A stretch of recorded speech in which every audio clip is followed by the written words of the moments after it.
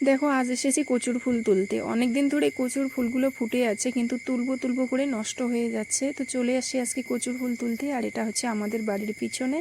আর বর্ষাকাল মানেই দেখো শাক সবজি, আর এদিকে দেখো অনেক কচু গাছ হয়েছে, তার সাথেই কিন্তু কচুর ফুলও অনেক। তো শুভ সকাল তোমাদের সবাইকে। কোচবিহার জেলার ছোট্ট গ্রাম থেকে আমি দীপিকা। আর বৃষ্টি সকালের দিকে একটু বৃষ্টি হয়েছে, এখন নেই। তো দেখো আমি কচুর ফুল কতগুলো তুললাম আমাদের বাড়ির পিছনেই। আর বর্ষাকাল, আকাশের পরিস্থিতি একেবারেই ভালো না। দেখো আমার কচুর ফুল তুলে আনতে না আনতে এদিকে বৃষ্টি শুরু হয়েছে।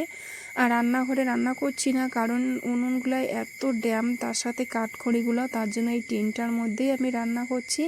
আর আমি প্রায় এই টিনটার মধ্যেই রান্না করি। আর রান্নাঘরটা আমাদের একটু ঘেরাঘুরি, তো তার জন্য মানে ভিডিওটাও ভালো দেখা যায় না, তার জন্য আমি বাইরেই রান্না করি। আর এদিকে বৃষ্টি শুরু হয়েছে। সকালবেলায় আমি পাট শুকোতে দিয়েছিলাম, মানে দিতে গিয়েছি, বৃষ্টির জন্য দিতে পারিনি। আর কচুর ফুলগুলো পরিষ্কার করে নেব। আর আমি গ্যাসের মধ্যে বসিয়ে দিয়েছি ডাল, কেননা বৃষ্টি বর্ষাকাল, তার জন্য আমি গ্যাসে উনুনে দুটো মিলেই রান্না করি। এই দেখো আমি অল্প একটু পাটা শুকোতে দিয়েছি, তাইতে কিন্তু বৃষ্টি আর দেইনি। বৃষ্টি যখন সারবে তখন দেব।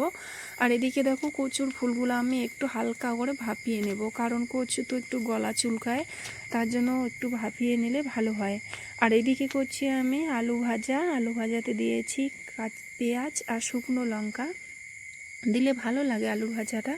আর এদিকে দেখো সেই কড়াইয়ে আমি কচুর ফুলটা দিয়েছি, আর মশলা করে নিয়েছি শিল পাথরে, জিরে, শুকনো লঙ্কা আর রসুন। আর কচু তরকারিতে তো রসুনটা দিতেই হবে। আর শুকটি মাছ দিয়ে রান্না করলেও কিন্তু ভালো লাগে।